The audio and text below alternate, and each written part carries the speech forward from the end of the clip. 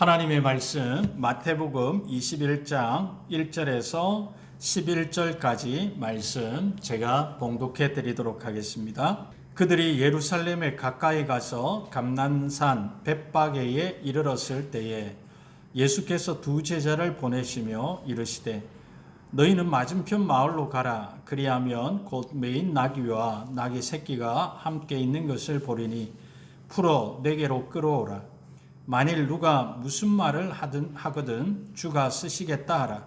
그리하면 즉시 보내리라 하시니 이는 선지자를 통하여 하신 말씀을 이루려 하심이라 일렀으되 시온 딸에게 이르기를 내 왕이 내게 임하나니 그는 겸손하여 나귀 곧 멍에 매는 짐승의 새끼를 탔도다 하라 하였느니라. 제자들이 가서 예수께서 명하신 대로 하여 나귀와 나귀 새끼를 끌고 와서 자기들의 겉옷을 그 위에 얹으매 예수께서 그 위에 타시니 무리의 대다수는 그들의 겉옷을 길에 펴고 다른 이들은 나뭇가지를 베어 길에 펴고 앞에서 가고 뒤에서 따르는 무리가 소리 높여 이르되 호산나 다윗의 자손이여 찬송하리로다. 주의 이름으로 오시는 이여 가장 높은 곳에서 호산나 하더라. 예수께서 예루살렘에 들어가시니 온 성이 소동하여 이르되 이는 누구냐 하거늘 무리가 이르되 갈릴리 나사렛에서 나온 선지자 예수라 하니라. 아멘. 오늘 이 시간에는 고난의 길을 가신 나의 왕 예수라는 제목으로 하나님의 말씀을 함께 나누고자 합니다. 마태복음, 마가복음, 누가복음, 요한복음 이 4복음서에는 각 3분의 1의 내용이 예수님의 마지막 한 주간의 일들을 자세히 기록하고 있습니다. 그러면 왜 이렇게 많은 분량의 내용을 이렇게 기록하고 있는 것일까요? 그 마지막 한 주간의 그 일을 이렇게 많이 기록하고 있을까요? 그것은 매우 중요하기 때문입니다. 예수님은 33년의 짧은 이 세상의 삶을 사셨습니다. 그리고 이제 예수님은 이 세상의 삶을 마무리하는 중요한 일주일을 보내시기 위해 예루살렘에 오십니다. 예수님이 예루살렘 성을 들어오시면서 나귀 새끼를 타고 오셨습니다. 그리고 사람들이 호산나 하면서 예루살렘으로 오시는 예수님을 환영했습니다. 예수님이 나귀 새끼를 타시고 예루살렘으로 들어오신 것, 그리고 사람들이 호산나 하면서 외쳤던 것은 다 의미가 있는 것입니다. 그러면 이 사건을 통해 하나님은 우리에게 말씀하시는 것이 무엇일까요? 예수님은 우리에게 겸손의 왕으로 오셨다는 것을 말씀합니다. 4절에는 이는 선지자를 통하여 하신 말씀을 이루려 하심이라 일렀으되 시온 딸에게 이르기를 내 왕이 내게 임하나니 그는 겸손하여 나귀 곧 멍에 매는 짐승의 새끼를 탔도다 하라 하였느니라. 구약의 스가랴 선지자가 스가랴 9장 9절에서 종려주일에 일어날 일을 미리 예언했습니다. 스가랴 9장 9절에 보면 시온에 따라 크게 기뻐할지어다. 예루살렘에 따라 즐거이 부를지어다. 보라 내 왕이 내게 임하시나니 그는 공의로우시며 구원을 베푸시며 겸손하여서 나귀를 타시나니 나귀의 작은 것 곧 나귀 새끼니라. 스가랴 선지자는 왕이 우리에게 오실 텐데 기뻐하라고 말씀하고 있습니다. 그 왕은 어떤 왕이냐? 겸손한 왕이라는 거예요. 그리고 겸손하여서 나귀 새끼를 타신다고 예언을 했습니다. 여기에서 겸손이라고 하는 헬라어는 프라비스라고 하는 단어인데 온유한, 친절한, 겸손한, 동정심이 많은, 인정이 많은 이라고 하는 뜻을 가지고 있습니다. 그러므로 우리의 왕으로 오신 예수님은 온유하신 분이라는 것입니다. 친절하신 분이시라는 것입니다. 겸손하신 분이시며 동정심이 많으신 분이라고 하는 말씀입니다. 여러분, 예수님은 태어나심부터가 겸손이셨습니다. 누가복음 2장에 보면 누가복음 2장 7절에 첫 아들을 낳아 강보로 사서 구유에 뉘었으니 이는 여관에 있을 곳이 없음이러라. 예수님은 만왕의 왕이십니다. 만유의 주십니다. 그런데 예수님은 화려하고 웅장한 궁전에서 태어나지 않으셨습니다. 예수님은 동물들이 거하는 곳에서 태어나셨고 구유에 뉘이심으로 그분의 말로 다할 수 없는 겸손을 우리에게 보이신 것입니다. 또한 예수님은 스승으로서 제자들의 발을 씻기시는 겸손을 보이셨습니다. 요한복음 13장 4절과 5절에 저녁 잡수시던 자리에서 일어나 겉옷을 벗고 수건을 가져다가 허리에 두르시고 이에 대야에 물을 떠서 제자들의 발을 씻으시고 그 두르신 수건으로 닦기를 시작하여 이스라엘은 그 당시에는 그냥 샌들만 신고 다녔고 그 샌들도 없는 사람의 많은 사람들은 맨발로 다녔습니다. 그러니 발이 얼마나 더럽겠습니까? 그런데 스승이신 예수님이 친히 겉옷을 벗고 수건을 가져다가 허리에 두르시고 대야에 물을 뜨셔서 제자들의 그 더러운 발을 씻으셨다는 거지. 그리고 그 두르신 수건으로 닦아 주셨습니다. 만왕의 왕이신 예수님이, 만주의 주이신 예수님이 제자들의 그 더러운 발을 친히 씻어 주셨다는 것입니다. 얼마나 예수님의 겸손을 볼 수 있습니까? 여러분, 무엇보다도 예수님은 우리 인간으로서는 도저히 생각할 수 없는, 평가할 수 없는 겸손을 가지신 분이십니다.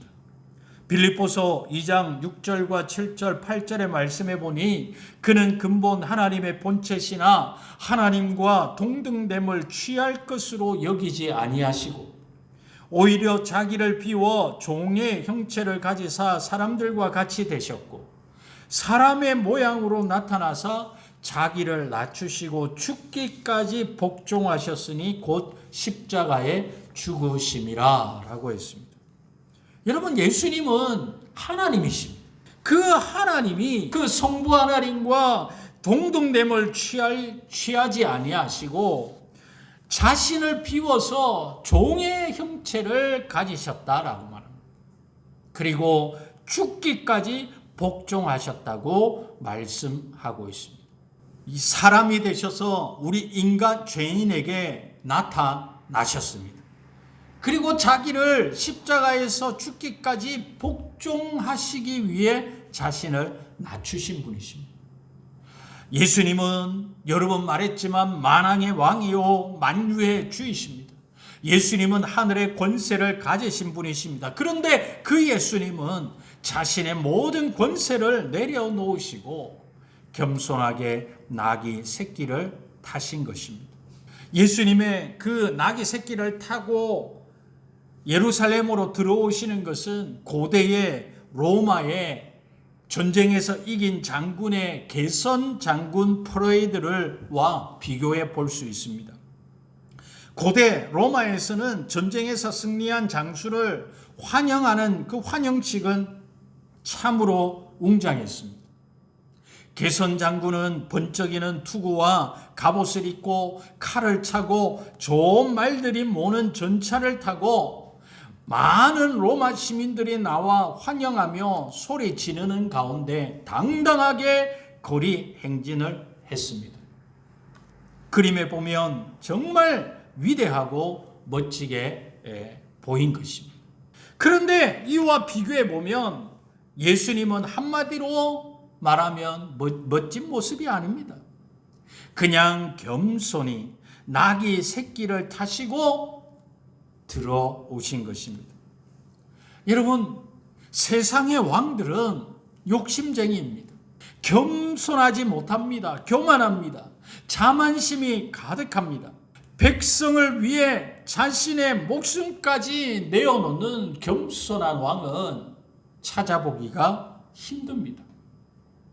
그러나 만유를 지으신 창조주이신 예수님, 하늘과 땅의 모든 권세를 가지신 예수님은 저와 여러분에게 겸손의 왕으로 우리에게 오신 것입니다.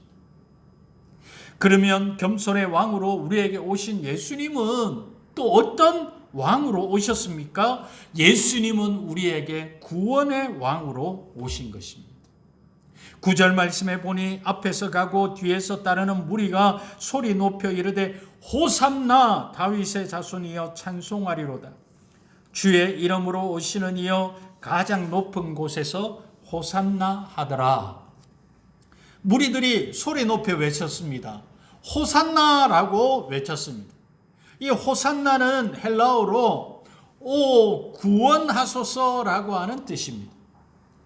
그들의 모습은 환영하는 모습입니다.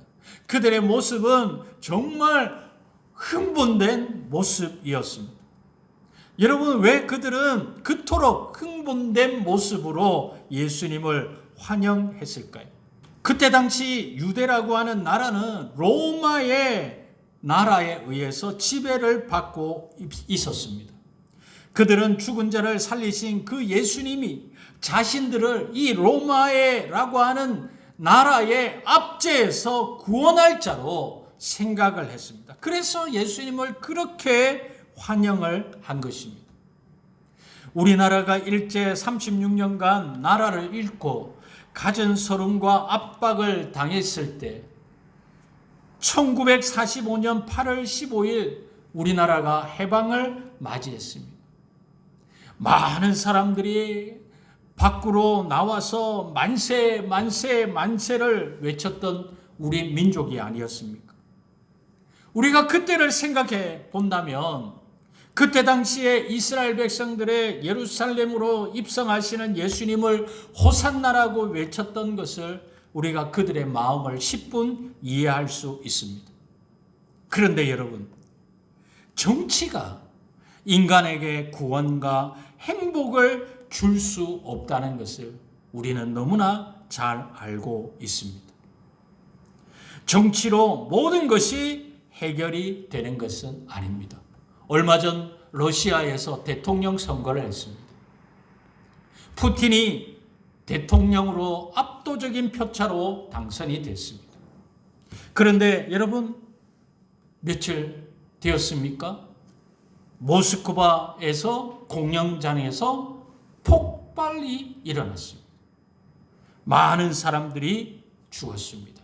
여러분, 우리가 이런 것들을 볼 때에 정치는 우리의 인간의 삶의 모든 것을 다 해결하는 것이 아닌 것입니다. 인간의 죽음, 아픔, 이별, 질병, 상처 등등은 결코 정치가 해결할 수 없는 것입니다. 예수님은 유대인들이 바라던 대로 정치적 해방을 위해 예루살렘으로 오신 것이 아니었습니다. 예수님은 죄에 빠져 영원히 죽을 수밖에 없는 죄인인 인간을 구원하시기 위해, 즉 십자가를 지시기 위해 예루살렘으로 나귀 새끼를 타시고 오신 것입니다. 요한복음 10장 10절에 내가 온 것은 양으로 생명을 얻게 하고 더 풍성히 얻게 하려는 것이라. 사랑하는 성도 여러분, 구원이라고 하는 것이 무엇일까요? 구원이라고 하는 것은 죄로 인해 하나님과 끊어진 줄을 다시 잇는 것입니다. 요한복음 15장에 보면 예수님은 참 포도나무요 내 아버지는 농부라고 하십니다. 그리고 가지가 포도나무에 붙어 있지 않으면 스스로 열매를 맺을 수 없다고 말씀하셨습니다. 생명의 근원이신 하나님으로부터 떨어져 있는 상태가 바로 죄 아래 놓인 상태입니다. 포도나무에 가지가 붙어 있지 않은 상태는 무엇을 의미합니까? 그것은 죽은 상태, 썩은 상태. 그러므로 열매를 맺을 수 없는 것입니다. 가지가 다시 살려면 어떻게 해야 합니까? 나무에 붙어 있게 하는 것입니다. 그러면 살게 됩니다. 영양분을 공급받게 됩니다. 열매를 맺게 됩니다. 그러므로 구원은 무엇이냐? 포도나무에 다시 붙는 것입니다. 이렇듯 구원은 하나님과 끊어진 줄을 다시 연결하는 것입니다. 예수님은 하나님과 끊어진 줄을 다시 잇기 위해 이 세상에 오셨습니다. 이것이 바로 구원의 개념입니다.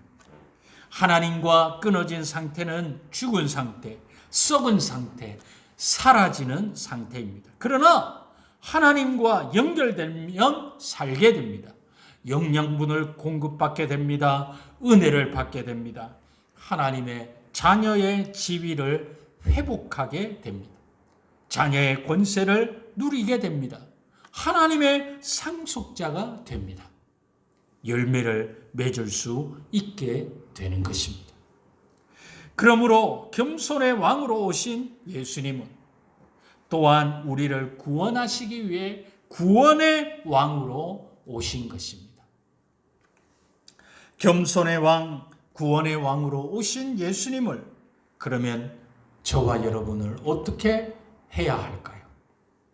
그러므로 우리를 위한 예수님의 고난을 감사하며 그 고난에 동참해야 하는 것입니다. 8절과 9절 말씀에 무리의 대다수는 그들의 겉옷을 길에 펴고 다른 이들은 나뭇가지를 베어 길에 펴고 앞에서 가고 뒤에서 따르는 무리가 소리 높여 이르되 호산나 다윗의 자손이여 찬송하리로다.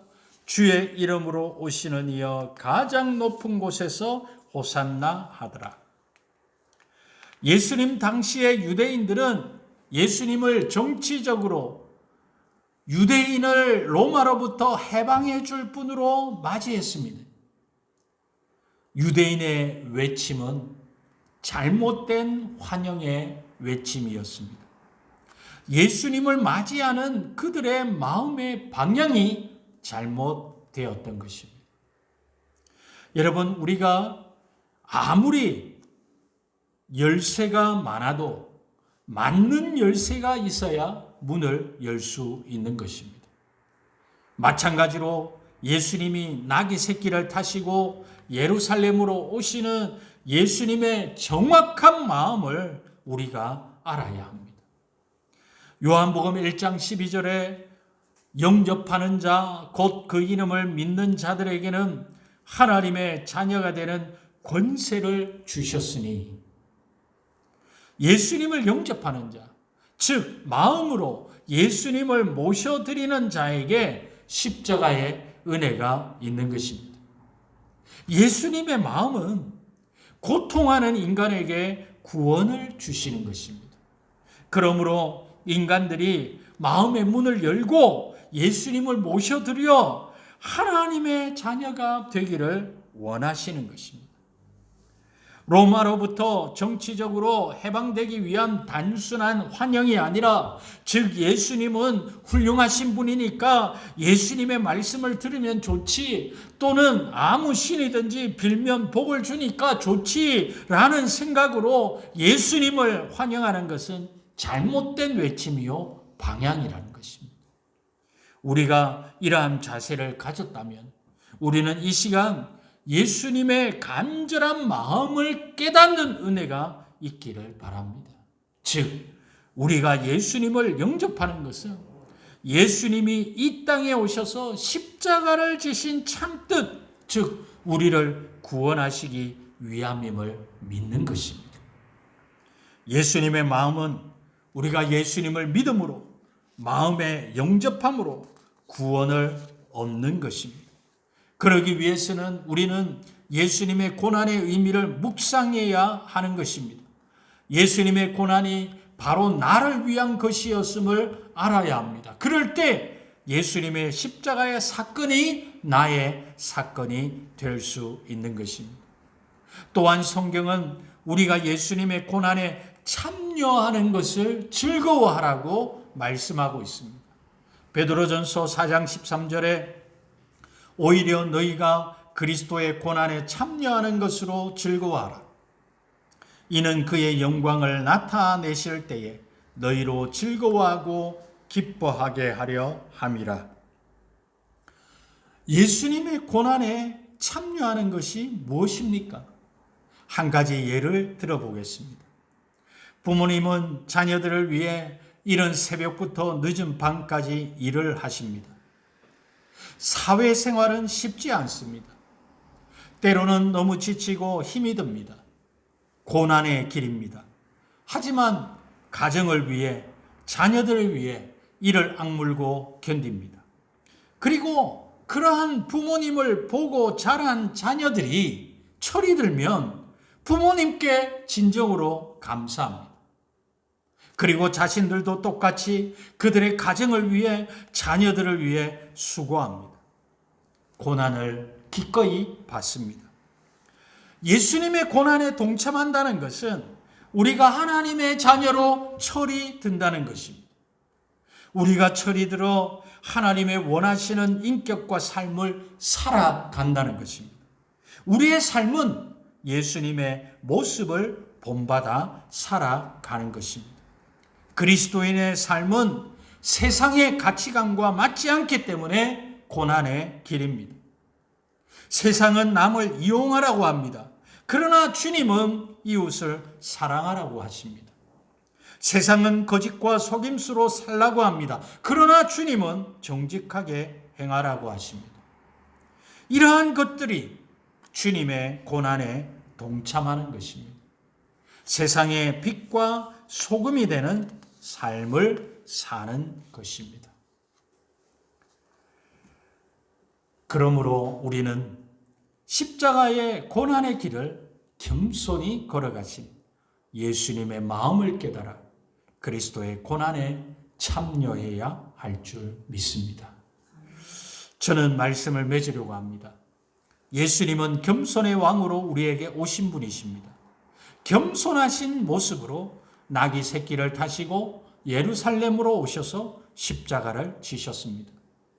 예수님은 구원의 왕으로 우리에게 오신 분이십니다. 그분은 사람들이 생각하는 로마의 압제로부터 해방시킬 구원자의 모습이 아니었습니다.